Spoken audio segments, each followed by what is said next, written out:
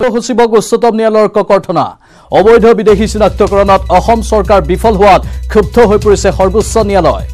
অবৈধ বিদেশী চিনাক্তকৰণত ৰাজ্য চৰকাৰ বিফল হোৱাৰ কথা স্বীকাৰ মুখ্য সচিব আলোক কুমাৰৰ 2015 পৰা 2018 লৈ ৰাজ্যত চিনাক্ত হৈছে 44000 বিদেশী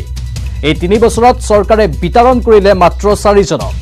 উচ্চতম ন্যায়ালয়ত বিদেশী বিতৰণ এই লাজ লগা তথ্য ফাদিল কৰিলে মুখ্য সচিব আলোক কুমাৰে চিনাক্ত হোৱা বিদেশী কোট হেৰাল বুলি মুখ্য ন্যায়াধীশ ৰঞ্জন গগৈয়ে কৰা প্ৰশ্নৰ কোনো উত্তৰ নাছিল মুখ্য সচিবৰ হাতত অসমৰ মুখ্য সচিবক এতিয়া উচ্চতম ন্যায়ালয়ে ককৰ্থনা কৰিছে অবৈধ বিদেশী চিনাক্তকৰণত অসম চৰকাৰ বিফল হোৱাত ক্ষুব্ধ হৈ পৰিছে সৰ্বোচ্চ ন্যায়ালয় অবৈধ বিদেশী চিনাক্তকৰণত ৰাজ্য চৰকাৰ বিফল হোৱাৰ কথা স্বীকাৰ কৰিছে মুখ্য সচিব আলোক কুমাৰে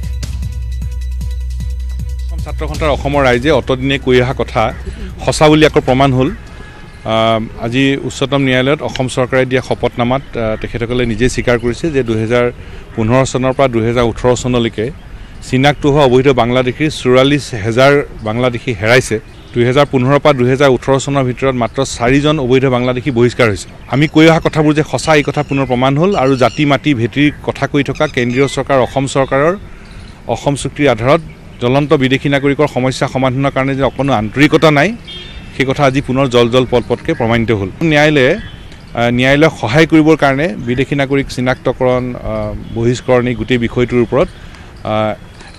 এগৰাকী এমিকাছ নিযুক্ত কৰিছে উচ্চতম ন্যায়ালয়ৰ জ্যেষ্ঠ অধিবক্তা গৌৰৱ বেনাৰ্জীক আজি এমিকাছ হিচাপে তাত নিযুক্তি দিছে আৰু তাৰ লগে লগে বিদেশী নাগৰিক চিনাক্তকৰণ কৰি ভোটাৰ তালিকাৰ নাম কৰ্তন কৰা বহিষ্কাৰৰ এই গোটেই বিষয়টোৰ ওপৰত অহা 25 তাৰিখে পুনৰ শুনানি দিন ধাৰ্য কৰি অসমৰ সন্মানীয় মুখ্য সচিবক সোঁশৰীৰে উপস্থিত থাকি তাত প্ৰতিবেদন দাখিল কৰিবলৈ দিছে